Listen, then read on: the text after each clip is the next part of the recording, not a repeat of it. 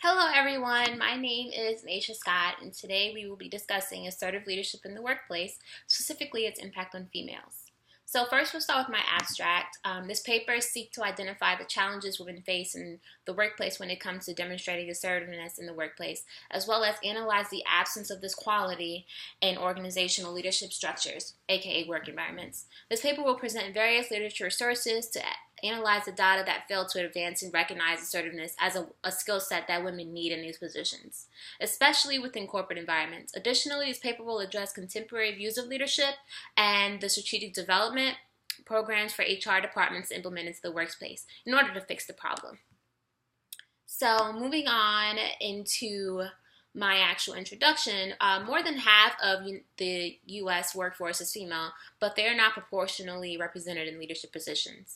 According to the Pew Research Center, women comprise 5% of CEOs in Fortune 500 companies, and 17% of corporate board members are in that same community. These statistics can illustrate basically the inconsistency for women in leadership positions within the corporate environments, despite the workforce being almost 50% female.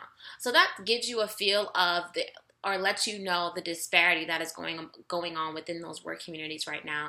So going more into my literature review, one of the variables is the way people respond to assertive female personalities, and how it differs from the way they respond to assertiveness in male personalities. In comparison with the glass ceiling concept, the idea of a labyrinth is appropriately much more complicated. The heightened complexity of a phenomenon corresponds to the increasing complexity of a sophistication of scholars' understanding about gender differences within these organizations. So there's a stigma attached to being assertive as a female versus a positive characteristic being assertive as a male. So I really think it's more of a psychological concept, especially in those workforce environments.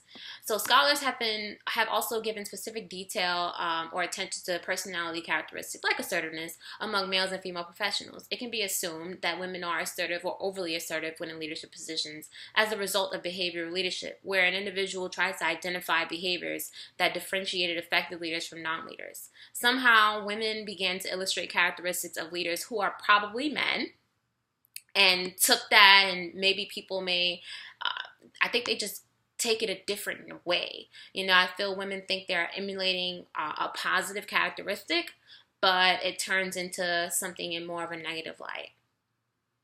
So a comprehension of gender barriers allows companies to adjust to these shortcomings in order to attract and retain talented women so that they can reap the economic benefits of having an assertive woman in their leadership teams. I mean, it's been found in many studies that assertive women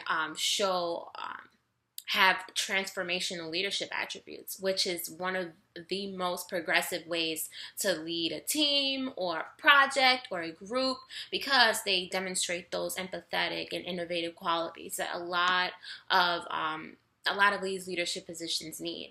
So the Human Resources Department will be the enforcers. This is my idea. The Human Resources Department will be the enforcers in the eliminating of biases such as linking assertive women to being aggressive by taking a second look at job descriptions before posting them. I think the Human Resources Departments can make sure to put keywords like competitive, driven, assertive in those managerial positions to begin creating that framework for these potential managers.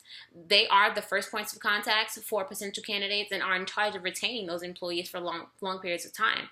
They're the key holders in making these recruitment and advancement decisions to encourage women to join or stay in their companies. So if you want women to continue to want to be a part of these cultures, they have to change the culture, because the workforce is dominated by women, and I think that women really want to begin to show that they can be those leaders, but something is stopping them, and I really do think it's attributed to that assertive leadership quality. So my argument is, I think a lot of research seeks to address the lack of women in leadership positions, despite the same assertiveness being demonstrated among male counterparts. The focus of addressing the already known biases for women not being accounted for larger roles in the workplace will be the impact of the women's decision-making process has on an organization. More importantly, subtle gender roles human resources should work to eliminate in the workplace culture to make sure leadership opportunities are available to anyone. So the guided research question is, why is assertiveness in men a key factor in advancing onto leadership opportunities, but not for women in the workplace? It's almost like we're putting gender roles right back into the workplace all over again, if you really think about it. So the research approach that I took is a literature review. The literature review provided a strong research method that harnessed in contributions from many other studies. It was a secondary research, only in the sense that it is based off of the work of others, but a unique form is taken by a review of literature at any point in time during the evolution and the discourse of any particular topic. So I thought that using incorporating a leadership review into my paper really helped pull all that data, because I really needed a historical background in order to provide me with the framework for my question, obviously. So now we have the results. The results of the study were kind of a surprise. I gained important insights about the nature of research. It really was more of an exploration, because it began with the focus on one particular question and ended with a conclusion far removed from the original topic. However, once again, initially this paper was going to make an argument that human resources departments and organizational leaders should make, changes to their expectations about leaders so that the promotion can be attainable for everyone across the board. However, this review of literature will lead to a new and unexpected highlight. So once again, people are now perceiving assertiveness differently in females, because they are learning about leadership, which enhances their perspective on female leadership in general. Therefore, it's not possible or even necessary to answer the question of why assertiveness is perceived differently based on gender. Instead, it is possible of why assertiveness is perceived differently. So we need to take a look at why is it perceived differently amongst male and females. Discarding the glass ceiling metaphor in favor of a labyrinth, go a step further, proposing that one might create a map for female leaders to follow.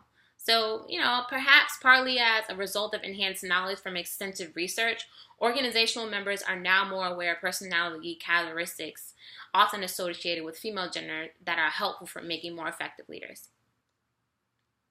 So, suggestion for future research studies, I think they should focus on the practical steps which can be taken to facilitate the promotion of women and those unimpeded contribution for their talents as leaders. This effort can be divided into a whole multitude of perspectives: upper management, investors, employees, consumers, special interests groups, and so on. Many different studies are necessary in order to find the best ways to map out the path for women to follow. I just think that we need to create those practices that begin in those human resources, departments. So once again, we just need to find out, why do we look at assertiveness as a good quality for men versus a bad quality for women? I think we need to take a look at our gender roles again. Thank you.